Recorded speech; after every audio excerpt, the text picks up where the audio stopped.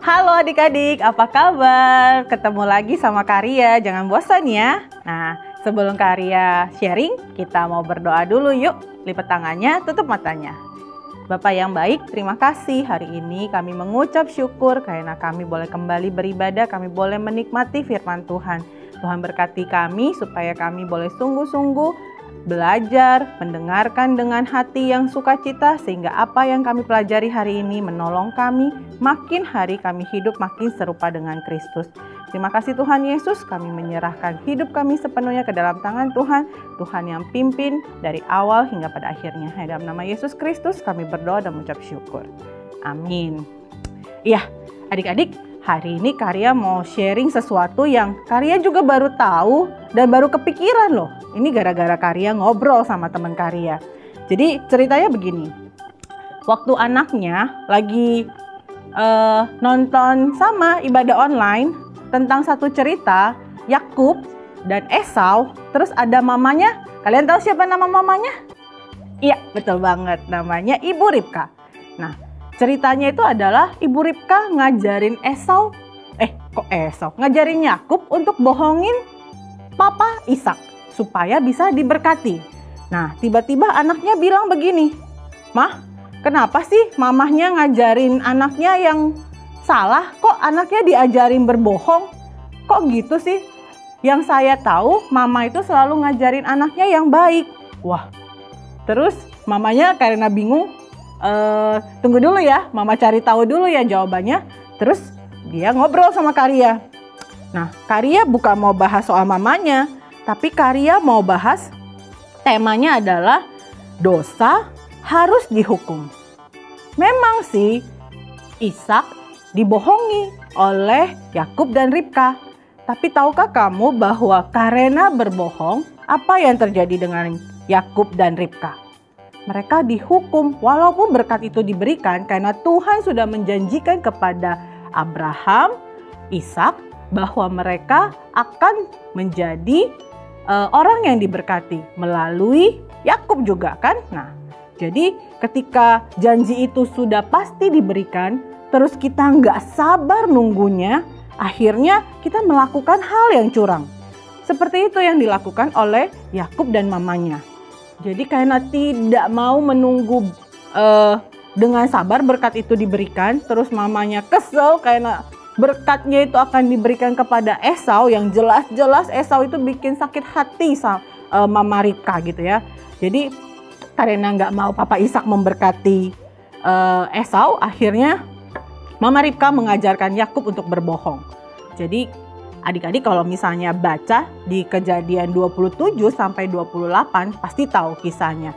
Bagaimana Ribka mengajarkan si Esau untuk, "Ayo cepetan kamu masak masakan kesukaan papa kamu, kasih makan, lalu pakai jubah seperti bulu supaya kamu tampak seperti kakak kamu Esau yang berbulu, lalu nanti papa kamu akan memberkati." Apalagi dia tahu kalau Bapak Ishak matanya sudah rabun, jadi sudah nggak bisa nih membedakan ini beneran Esau atau Yakub yang sedang berpura-pura menjadi Esau.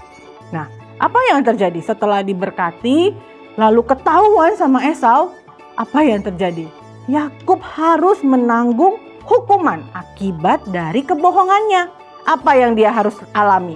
Yang pertama, dia harus kabur, harus ninggalin keluarganya karena Esau marah sekali dan mau membunuhnya dan terpaksa dia harus pergi. Ceritanya Mama Ribka sangat menyayangi Yakub. Akhirnya apa? Mereka harus terpisah. Dia harus menyuruh Yakub pergi yang jauh supaya jangan sampai dibunuh oleh kakaknya. Jadi terpaksa deh terpisah. Padahal kalau tinggal sama keluarga kan lebih nyaman ya. Tapi gara-gara berbohong dia harus meninggalkan itu. Lalu yang kedua, apa yang harus dialami? Yakub harus mengalami yang namanya kebencian. Dibenci oleh siapa? Kakaknya sendiri. Bayangin, dibenci oleh keluarganya sendiri. Sedih gak? Pertamanya mereka kan sekeluarga yang bahagia, kemudian sekarang jadi harus terpisah dan dibenci. Lalu apa yang paling lebih buruk lagi? Yakub harus bekerja dan ketika bekerja dia dibohongi. Ingat ceritanya ketika dia mau mendapatkan istri, tapi karena pamannya bilang, saya kayaknya kalau kasih anak saya yang lebih kecil dulu kayaknya nggak pas deh. Kamu kerja 7 tahun lagi deh, akhirnya totalnya kerja 14 tahun. Harusnya kerja 7 tahun jadi 14 tahun. Dibohongi. Itu akibat kalau berbohong.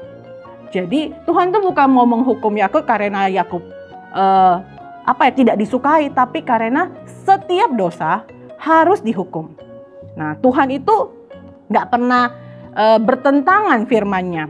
Kita baca yuk sama-sama di 1 Yohanes 1 ayatnya yang ke-9. Kita buka ya sama-sama.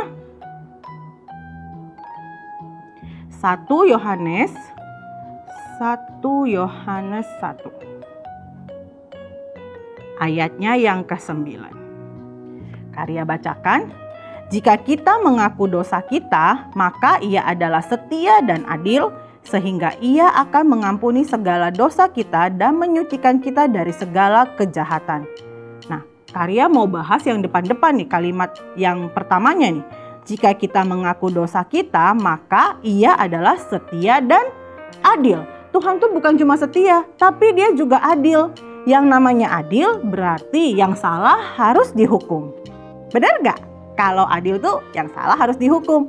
Nah, karena Yakub salah, makanya dia dihukum. Coba kalau dia sabar.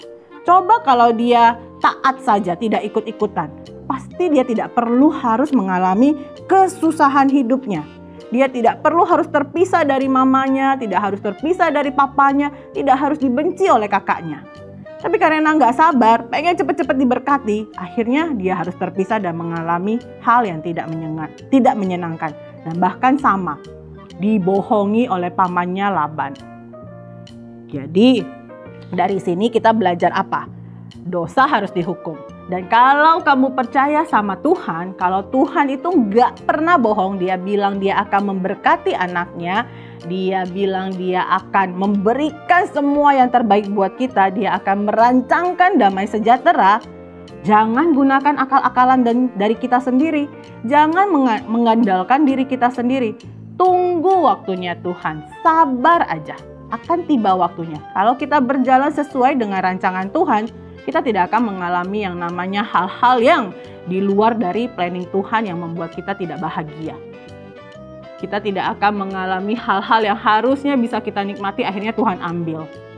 Karena dosa. Tuhan mau menghukum dosa sesuai dengan karakternya Tuhan. Ia setia dan adil. Jadi hari ini kita belajar bahwa setiap dosa pasti dihukum. Tuhan itu nggak pernah bohong kalau Dia mau memberkati kita. Jadi sabar ya, jangan gunakan cara curang, jangan gunakan cara yang tidak sesuai dengan kehendak Tuhan. Karena akan mendatangkan kerugian buat kita.